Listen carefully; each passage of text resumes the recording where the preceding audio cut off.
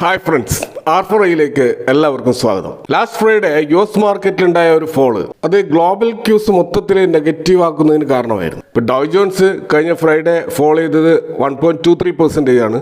S&P 500 1.6% down ആയി.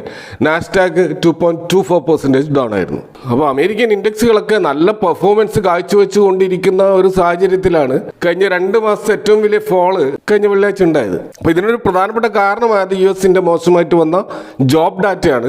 അതാണ് മാർക്കറ്റിൽ ഒരു നെഗറ്റീവ് സെന്റിമെന്റ്സ് സൃഷ്ടിച്ചത്. US-ന്റെ നോൺ ഫാം പേറോൾസ് അത് വർദ്ധിച്ചിട്ടുണ്ടെങ്കിലും, അതായത് 73,000 എന്ന ലെവൽ വർദ്ധിച്ചിട്ടുണ്ടെങ്കിലും അത് 1,06,000 എന്നുള്ള എസ്റ്റിമേറ്റിന്റെ അടുത്ത് പോലും എത്തിയിട്ടില്ല. കൂടാതെ മെയ് ജൂൺ മാസങ്ങളിലുള്ള ഫിഗേഴ്സുമായിട്ട് വെച്ച് നോക്കുമ്പോൾ താഴോട്ടേക്കാണ് പോയിട്ടുള്ളത്. അതുപോലെ തന്നെ അൺഎംപ്ലോയ്മെന്റ് ഡാറ്റയും 4.2% ആണ് വന്നത്. ഇത് കഴിഞ്ഞ മാസമായിട്ട് യാതൊരു ചേഞ്ചും ഇല്ലാത്ത രീതിയിലാണ് വന്നത്. ഇതൊക്കെയാണ് US മാർക്കറ്റ് ഡൗൺ ആകാൻ കാരണമായത്. അപ്പൊ ഈ ജോബ് ഡാറ്റ ഇങ്ങനെ വന്നതുകൊണ്ട് തന്നെ അമേരിക്കൻ എക്കണോമി സ്ലോ ഡൗൺ ആകുമോ എന്നുള്ള ഒരു ആശങ്ക പൊതുവെ ഇൻവെസ്റ്റേഴ്സിനെ പിടികൂടിയിട്ടുണ്ട്. അതുകൂടാതെ തന്നെ സെപ്റ്റംബർ റേറ്റ് കട്ട് മിക്കവാറും അനലിസ്റ്റുകൾ പ്രതീക്ഷിക്കുന്നുണ്ട്. ആ ഒരു സാഹചര്യത്തിൽ ഒരു അനിശ്ചിതത്വം അവിടെ നിലനിൽക്കുന്നുണ്ട്. കൂടാതെ ട്രംപിന്റെ അഗ്രസീവായിട്ടുള്ള താരിഫ് റിലേറ്റഡ് ആക്ടിവിറ്റീസ് ഇതൊക്കെ മാർക്കറ്റിൽ ഒരു ഫ്യൂച്ചറിനെ കുറിച്ചുള്ള ഒരു ആശങ്ക സൃഷ്ടിച്ചിട്ടുണ്ട്. അപ്പോൾ അതുകൊണ്ട് തന്നെ ഇപ്പോൾ ഇൻവെസ്റ്റേഴ്സ് ചെറിയ തോതിൽ സേഫ് ഹെവൺ ആയിട്ടുള്ള ഗോൾഡിലേക്ക് വീണ്ടും തിരിഞ്ഞതായിട്ട് കാണാം. അപ്പോൾ ലോവർ ആയിട്ടുള്ള ഒരു ട്രഷറി ഈൽഡും അതുപോലെ വീക്കർ ആയിട്ടുള്ള ഡോളർ വാല്യൂവും അതൊക്കെ മൊത്തത്തിൽ ഗോൾഡിനെ കൂടുതൽ അട്രാക്റ്റീവ് ആയിട്ട് US മാർക്കറ്റിന് തോന്നുകയും അതിൻ്റെ അടിസ്ഥാനത്തിൽ ഗോൾഡിലേക്ക് ഇൻവെസ്റ്റ്മെന്റ് തിരികെയും ഒരു 2% ഒരു റൈസ് നമുക്ക് ഗോൾഡിൽ കാണാൻ കഴിയും. കഴിഞ്ഞ ആഴ്ചകളിൽ 2% താഴോട്ടേക്ക് പോയ ഗോൾഡ് പ്രൈസാണ് ഈ രീതിയിൽ റിക്കവർ ചെയ്തിട്ടുള്ളത്.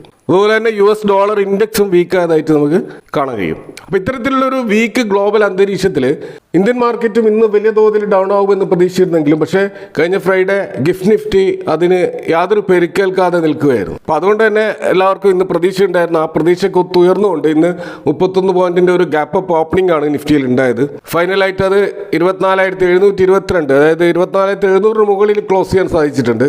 അത് ഏകദേശം 157 പോയിന്റിന്റെ ഒരു റാലിയാണ്. ഇപ്പോൾ ബ്രോഡ് മാർക്കറ്റിലൊക്കെ നല്ല ബൈക്ക് നടന്നതായിട്ട് കാണാം. ലാർജ് ക്യാപ്പിൽ 0.72% ഒരു അപ്സൈഡ് മൂവ് ഉണ്ടായി. Mid cap 150 1.14%, small cap 250 0.98%, micro cap 250 0.55%. അപ്പോൾ എല്ലാ മാർക്കറ്റ് സെഗ്മെന്റിലും ആ ഒരു ബൈങ് ദൃശ്യമാണ്. 53% സ്റ്റോക്കുകൾ മൊത്തത്തിൽ മാർക്കറ്റിൽ അഡ്വാൻസ് ചെയ്തപ്പോൾ 42% സ്റ്റോക്കുകളാണ് ഡിക്ലൈൻ ചെയ്തത്.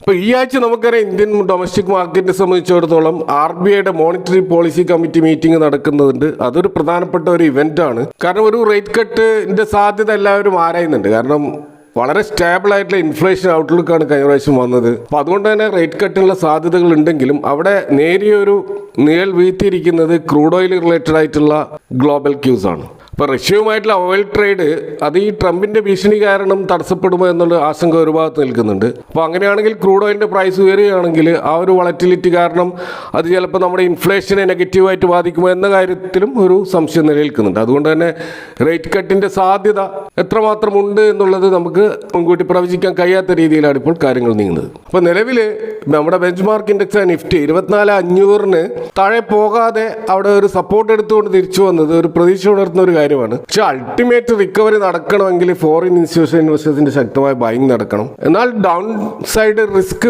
ഇന്ത്യൻ മാർക്കറ്റിൽ ഇപ്പോൾ കുറവാണ്. കാരണം താരിഫ് റിലേറ്റഡ് ആയിട്ടുള്ള വാർത്തകൾ വന്നിട്ട് അത് ഓൾറെഡി മാർക്കറ്റ് പ്രതികരിച്ച് കഴിഞ്ഞു. ഇനി അതിന്റെ പേരിലൊരു ഫോള് നിഫ്റ്റിയിൽ ഉണ്ടാകില്ല എന്ന് നമുക്ക് പ്രതീക്ഷിക്കാം. നിഫ്റ്റിയുടെ ലെവലുകൾ നോക്കുമ്പോൾ ഹയർ സൈഡിൽ 24,800 24,950 ആ ഒരു റേഞ്ചാണ് പ്രധാനമായിട്ടുള്ള റെസിസ്റ്റൻസ് ലെവലുകളായിട്ട് നിൽക്കുന്നത്. സപ്പോർട്ടിൽ നേരത്തെ പറഞ്ഞുള്ള 24,500 24,470 ആ ഒരു റേഞ്ചാണ് സപ്പോർട്ടിൽ നിൽക്കുന്നത്. അപ്പോൾ ഈ ഒരു റേഞ്ചിനിടയിലാണ് നിഫ്റ്റി മൂവ് ചെയ്യാനുള്ള സാധ്യതകൾ നമ്മൾ കാണുന്നത്. അപ്പോൾ ഇന്ന് വിപണിയിൽ എല്ലാ സെക്ടറുകളിലും റിക്കവറി ഉണ്ടായി. കഴിഞ്ഞ ആഴ്ച കയറി വന്ന FMCG സെഗ്മെന്റിൽ മാത്രമാണ് കാര്യമായൊരു പ്രോഫിറ്റ് ബുക്കിംഗ് നടന്നത്. കഴിഞ്ഞ ആഴ്ചകളിൽ വൻതോതിൽ താഴോട്ടേക്ക് പോയ പല സെക്ടറുകളിലും നല്ല ബൈങ് ഇപ്പോൾ ദൃശ്യമായതായിട്ട് കാണാം. ഇപ്പോൾ കഴിഞ്ഞ മാസം ഓട്ടോ സെയിൽസ് ഫിഗേഴ്സ് പുറത്തു വന്നതായിട്ട് കാണാം. അപ്പോൾ അവിടെ ശക്തമായ ഒരു വളർച്ച പ്രത്യേകിച്ച് 2 വീലർ സെഗ്മെന്റിൽ കാണാൻ കഴിയും. പ്രത്യേകിച്ച് TVS മോട്ടോഴ്സ് നല്ലൊരു മുന്നേറ്റം അവിടെ കാഴ്ചവെച്ചത് കാണാം. അതുപോലെ തന്നെ SUV സെഗ്മെന്റിൽ അല്ലെങ്കിൽ യൂട്ടിലിറ്റി വെഹിക്കിൾ ആ ഒരു സെഗ്മെന്റിൽ മഹീന്ദ്ര ആൻഡ് മഹീന്ദ്രയുടെ ശക്തമായ ഒരു പ്രകടനവും നമുക്ക് കാണാൻ കഴിയും. ഇപ്പോൾ മൊത്തത്തിൽ നമ്മളിപ്പോൾ അതിൻ്റെ ഒരു ഡീറ്റെയിൽസ് നോക്കുകയാണെങ്കിൽ പാസഞ്ചർ കാർ സെഗ്മെൻറ്റിൽ ഇയർ ഓൺ ഇയറിൽ 3% ഗ്രോത്താണ് മാരുതി സുസുക്കിയിൽ കാണാൻ കഴിയുക. ടാറ്റ മോട്ടോഴ്സിൽ ഒരു -3% ഒരു ഡൗൺ ആണ് ഇയർ ഓൺ ഇയറിൽ ഉണ്ടായിട്ടുള്ളത്. എന്നാൽ Mahindra and Mahindra year on year sales 26% ജമ്പാണ് ഉണ്ടായിട്ടുള്ളത്. അതുപോലെ ഹ്യുണ്ടായി മോട്ടോഴ്സിലും 1% ഒരു നേരിയ ഗ്രോത്ത് ഉണ്ടായിട്ടുണ്ട്. ടൂ വീലർ സെഗ്മെന്റിലേക്ക് വന്നു കഴിഞ്ഞാൽ ഏറ്റവും ലീഡിംഗ് ആയിട്ടുള്ള പെർഫോമൻസ് നടത്തിയത് TVS മോട്ടോഴ്സ് കമ്പനിയാണ്. 29% ജമ്പാണ് അവരെ ടൂ വീലർ സെയിൽസിൽ ഉണ്ടായിട്ടുള്ളത്. അതുപോലെ ബജാജ് ഓട്ടോ 3%, ഐഷർ മോട്ടോഴ്സ് പ്രത്യേകിച്ച് അവരുടെ ബുള്ളറ്റ് മോട്ടോർ സൈക്കിളിൽ 31% ജമ്പാണ് ഉണ്ടായിട്ടുള്ളത്. ഇനി കമേഴ്ഷ്യൽ വെഹിക്കിൾ സെഗ്മെന്റിൽ വന്നാൽ അവിടെയും ഐഷർ മോട്ടോഴ്സ് 7% ജമ്പ് ഉണ്ടാക്കിയിട്ടുണ്ട്. അശോക് ലൈലാൻഡ് 4% അപ്സൈഡ് പോയിട്ടുണ്ട്. എസ്കോട്ട് കുബോട്ട 2.7% അപ്സൈഡ് ആയിരുന്നു. SML ഇസുസു ആണ് കമേഴ്ഷ്യൽ വെഹിക്കിൾ സെഗ്മെന്റിൽ ശക്തമായ പ്രകടനം നടത്തിക്കൊണ്ട് 18% ഒരു ഇയർ ഓൺ ഇയർ ജമ്പ് അവരുടെ സെയിൽസിൽ കാണിച്ചിട്ടുള്ളത്. അപ്പോൾ ഓട്ടോ സെഗ്മെന്റിലെ സെയിൽസ് മിക്സഡ് ആയിട്ടാണെങ്കിലും പൊതുവെ ഒരു പ്രതീക്ഷ നൽകുന്ന ഒരു സെയിൽസ് ഡാറ്റയാണ് നമുക്ക് കാണാൻ കഴിയുക. അപ്പോൾ നമ്മുടെ മാർക്കറ്റിന് പൊതുവെ ആശങ്കപ്പെടുന്ന ഒരു കാര്യമാണ് കോർപ്പറേറ്റ് ഏർണിങ്സിന്റെ ആ ഒരു പുരോഗതി ഇല്ലാത്ത ഒരവസ്ഥ. അപ്പോൾ നമ്മൾ യഥാർത്ഥത്തിൽ അത് കഴിഞ്ഞ ക്വാർട്ടറിലും ഈ ക്വാർട്ടറുമായിട്ട് കമ്പനികളുടെ റിസൾട്ടിനെ കമ്പയർ ചെയ്യുമ്പോൾ പല കമ്പനികളും നമ്മുടെ പ്രതീക്ഷക്കൊത്ത് ഉയർന്നിട്ടില്ല എന്ന് കാണാൻ കഴിയും. ഇപ്പോൾ പ്രത്യേകിച്ച് 1 ലക്ഷം കോടിക്ക് മുകളിൽ മാർക്കറ്റ് ക്യാപ്പുള്ള 65 കമ്പനികൾ അവരുടെ റിസൾട്ട് ഓൾറെഡി പബ്ലിഷ് ചെയ്തിട്ടുണ്ട്. അപ്പോൾ ആ കമ്പനികളുടെ മാർച്ച് ക്വാർട്ടറിലുള്ള റിസൾട്ടും ഈ ജൂൺ ക്വാർട്ടറിലുള്ള റിസൾട്ടുമായിട്ട് നമ്മളൊന്ന് താരതമ്യം ചെയ്തുകൊണ്ട് റിസൾട്ട് മെച്ചപ്പെട്ടിട്ടുണ്ടോ, ഏർണിങ്സ് വർദ്ധിച്ചിട്ടുണ്ടോ എന്ന് നമ്മൾ പരിശോധിച്ചാൽ ഈ 65 സ്റ്റോക്കുകളിൽ 18 സ്റ്റോക്കുകൾ മാത്രമാണ് കഴിഞ്ഞ ക്വാർട്ടറിനേക്കാൾ മെച്ചപ്പെട്ട റിസൾട്ട് ഈ ക്വാർട്ടറിൽ കൊണ്ടുവന്നിട്ടുള്ളത്. ഇപ്പോൾ സെയിൽസിൽ ഈ 18 ടോപ്പ് 10 കമ്പനികൾ നോക്കുകയാണെങ്കിൽ Varun beverages, Jio financials, Adani green, HDFC life,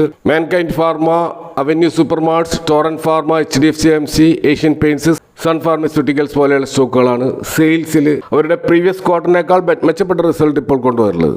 net profit നമ്മൾ നോക്കുകയാണെങ്കിൽ അദാനി ഗ്രീനും, Varun beverages, Asian paints, avenue super marts, Mahindra and Mahindra, HDFC AMC, HDFC life insurance, Hindustan Unilever, LTI Mindtree, torrent pharma തുടങ്ങിയ സ്റ്റോക്കുകളാണ് ടോപ്പ് 10 നമുക്ക് കാണാൻ കഴിയുക. അപ്പോൾ 1 ലക്ഷത്തിൽ കൂടുതൽ മാർക്കറ്റ് ക്യാപ്പുള്ള ലാർജ് ക്യാപ് കമ്പനികളിൽ ഈ രീതിയിലുള്ള റിസൾട്ട് ഒരു സൂചനയാണെങ്കിൽ തീർച്ചയായിട്ടും മിഡ് ക്യാപ്പിലെയും സ്മോൾ ക്യാപ്പിലെയും അവസ്ഥ ഇതിൽ മോശമാകാനാണ് സാധ്യത.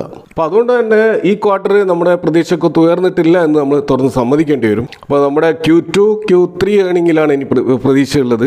അപ്പോൾ കൺസ്യൂമർ സ്പെൻഡിങ് വർദ്ധിപ്പിക്കാൻ വേണ്ടി ഗവൺമെൻറ് എടുത്തിട്ടുള്ള പല നീക്കങ്ങളും, പ്രത്യേകിച്ച് ബാങ്കിൻ്റെ ലിക്വിഡിറ്റി വർദ്ധിപ്പിച്ചതുപോലെയുള്ള പല കാര്യങ്ങളും അതിൻ്റെയൊക്കെ ആഫ്റ്റർ എഫക്റ്റ് ചിലപ്പോൾ അടുത്ത ക്വാർട്ടറുകളിലായിരിക്കാം നമുക്ക് കാണാൻ കഴിയുക. അപ്പോൾ അതിനുവേണ്ടി നമുക്ക് കാത്തിരിക്കാം. കൂടാതെ US ഇന്ത്യ ട്രേഡ് ടോക്കുകൾ അതിൻ്റെ ഒരു പുരോഗതി തീർച്ചയായിട്ടും ഉണ്ടാകുമെന്നും ഫൈനലായിട്ട് ഈ ഒരു അനിശ്ചിതത്വം അവസാനിക്കുമെന്നും അപ്പോഴത്തേക്ക് നമുക്ക് പ്രതീക്ഷിക്കാം. ഇനി നമ്മൾ ചില IPO റിലേറ്റഡ് ആയിട്ടുള്ള വാർത്തകളിലേക്ക് നോക്കുകയാണെങ്കിൽ 5 മെയിൻ ബോർഡ് IPO അതിൻ്റെ ഇഷ്യൂ ക്ലോസ് ചെയ്ത് നിൽക്കുകയാണ്. അപ്പോൾ ഈ ആഴ്ച തന്നെ അതിൻ്റെ ലിസ്റ്റിംഗ് ഉണ്ടാവും. അതിൽ ചില സ്റ്റോക്കുകൾ 5-ാം തീയതിയും ചിലത് 6-ാം തീയതിയും ലിസ്റ്റ് ചെയ്യുന്നുണ്ട്. അപ്പോൾ ഈ ക്ലോസ് ചെയ്ത് ഈ 5 മെയിൻ ബോർഡ് IPOകളിൽ ഒന്ന് NSDLൻ്റേതാണ്. അതിൻ്റെ ഇപ്പോഴത്തെ ഗ്രേ മാർക്കറ്റ് പ്രീമിയം വെച്ച് നോക്കുകയാണെങ്കിൽ ഏകദേശം 5% ഒരു ലിസ്റ്റിംഗ് ഗെയിൻ ആണ് സാധ്യത. അതുപോലെ MNB എഞ്ചിനീയറിംഗിൻ്റെ ഒരു 11% ലിസ്റ്റിംഗ് ഗെയിൻ സാധ്യതയാണുള്ളത്. അതുപോലെ ശ്രീ ലോട്ടസ് ഡെവലപ്പേഴ്സ് ആൻഡ് റിയാലിറ്റിയുടേത് 24% ഒരു ലിസ്റ്റിംഗ് ഗെയിൻ സാധ്യതയാണുള്ളത്. ഏറ്റവും വലിയൊരു ലിസ്റ്റിംഗ് ഗെയിൻ സാധ്യത ഇപ്പോൾ കാണുന്നത് ആദിത്യ ഇൻഫോടെക്കിൻ്റെതാണ്. 43% ഒരു ലിസ്റ്റിംഗ് ഗെയിനാണ് അതിൻ്റെ സാധ്യത നമുക്ക് അതിൻ്റെ ഗ്രേ മാർക്കറ്റ് പ്രീമിയം വെച്ച് നോക്കുമ്പോൾ പറയാൻ കഴിയുന്നത്. എന്നാൽ ഏറ്റവും പുവറായിട്ടുള്ള ഒരു ലിസ്റ്റിംഗ് നടക്കാൻ സാധ്യത ലക്ഷ്മി ഇന്ത്യ ഫൈനാൻസിലാണ്. അതിൻ്റെ ഗ്രേ മാർക്കറ്റ് പ്രീമിയം വെച്ച് നോക്കുമ്പോൾ ഇപ്പോൾ 0.95% ഒരു ലിസ്റ്റിംഗ്, ഒരു ഫ്ലാറ്റ് ലിസ്റ്റിംഗ് ആവാനാണ് സാധ്യത. എങ്കിൽ പോലും നമുക്കിത് ഉറപ്പിച്ച് പറയാൻ കഴിയില്ല. കാരണം ലിസ്റ്റിംഗ് ഡേയിൽ ഉണ്ടാകുന്ന വോളറ്റിലിറ്റി, അതുപോലെ ഇനി വരുന്ന 1-2 ദിവസങ്ങളിലുള്ള മാർക്കറ്റ് കണ്ടീഷൻസ് അതൊക്കെ ഇതിനെ സ്വാധീനിക്കാം. അപ്പോൾ ഈ ആഴ്ചയിലും പുതിയ 4 മെയിൻ ബോർഡ് IPOകൾ ഓപ്പൺ ആവുന്നുണ്ട്. അതിലൊന്ന് JSW സിമെൻറ്റിൻ്റെ 3600 കോടിയുടെ ഒരു IPO ആണ്. മറ്റൊന്ന് ഓൾ ടൈം പ്ലാസ്റ്റിക്സിൻ്റെ 400 കോടിയുടെ IPO. അതുപോലെ നോളജ് റിയാലിറ്റി ട്രസ്റ്റിൻ്റെ 4800 കോടിയുടെ IPO. ഹൈവേ ഇൻഫ്രാസ്ട്രക്ചറിൻ്റെ 130 കോടിയുടെ IPO. അപ്പോൾ ഇതിൽ പ്രധാനപ്പെട്ട ഈ വലിയ ഇഷ്യൂ സൈസുള്ള JSW സിമെൻറ്റിൻ്റെയും അതുപോലെ നോളജ് റിയാലിറ്റി ട്രസ്റ്റിൻ്റെയും IPO പ്രാധാന്യം അറിയിക്കുന്നതാണെങ്കിലും ആ കമ്പനികളുടെ ഫണ്ടമെൻ്റൽസ് ഒക്കെ നമ്മൾ പരിശോധിച്ച് കഴിഞ്ഞാൽ ശക്തമായ ഫണ്ടമെൻ്റൽസോ അല്ലെങ്കിൽ ശക്തമായ ഗ്രോത്തോ കാണിക്കാത്ത 2 കമ്പനികളായിട്ടാണ് നമുക്കത് കാണാൻ കഴിയുക. ഇപ്പോൾ JSW സിമെൻ്റ് ആണെങ്കിൽ അവർ JSW ഗ്രൂപ്പിൻ്റെ ഒരു പിൻബലത്തിലാണ് നിൽക്കുന്നതെങ്കിലും അതിൻ്റെ 3 വർഷത്തെ ആ ഒരു പെർഫോമൻസ് നോക്കുമ്പോൾ ഈ വർഷം അത് ഡൗൺ ആയിട്ടാണ് നമ്മൾ കാണുക. അതുപോലെ നോളജ് റിയാലിറ്റി ട്രസ്റ്റ് എന്ന് പറയുന്നത് REITs ആണ്, റിയൽ എസ്റ്റേറ്റ് ഇൻവെസ്റ്റ്മെൻറ്റ് ട്രസ്റ്റ് ആണ്. അപ്പോൾ അത് പ്യുവർലി ഈ ഡെറ്റ് ഓറിയൻറ്റഡ് ആയിട്ടുള്ള ഒരു സിസ്റ്റം ആയതുകൊണ്ട് തന്നെ ഡിവിഡൻഡ് ഇൻകം മാത്രമാണ് അതിൽ നിന്നും ഇൻവെസ്റ്റേഴ്സ് പ്രതീക്ഷിക്കുന്നത്. അപ്പോൾ അതുകൊണ്ട് തന്നെ ആ ഒരു IPO പ്രത്യേകിച്ച് 4800 കോടിയുടെ ഈ ഒരു IPOക്ക് എത്രമാത്രം ഡിമാൻഡ് ഉണ്ടാവും എന്നുള്ള കാര്യത്തിലും ഒരു സംശയമുണ്ട്. എങ്കിൽ പോലും IPOയുമായി ബന്ധപ്പെട്ട് പറയുകയാണെങ്കിൽ കമ്പനികളുടെ ഫണ്ടമെന്റ്സിൽ നോക്കിയിട്ടായിരിക്കില്ല അതിൻ്റെ ലിസ്റ്റിംഗ് ഗെയിനും ലിസ്റ്റിംഗ് ലോസ് ഒക്കെ നിശ്ചയിക്കപ്പെടുന്നത്. അവരുടെ പ്യുവർലി മാർക്കറ്റ് ഡിമാൻഡ് അനുസരിച്ചായിരിക്കും. അപ്പോൾ അതുകൊണ്ട് തന്നെ ലിസ്റ്റിംഗ് ഗെയിൻ സാധ്യത ഉണ്ടോ ഇല്ലേ എന്നത് മാത്രമാണ് നമുക്ക് ഈ IPOകളിലൊക്കെ നോക്കാൻ കഴിയുക. അപ്പോൾ ഇതാണ് ഇന്നത്തെ മാർക്കറ്റുമായി ബന്ധപ്പെട്ട് നിങ്ങളുടെ ഷെയർ ചെയ്യാനുള്ളത്. ഈ വിഷയങ്ങളുമായി ബന്ധപ്പെട്ട നിങ്ങളുടെ അഭിപ്രായങ്ങൾ കമൻറ്റുകൾ അറിയിക്കുക. Thanks for watching. See you next time with another video.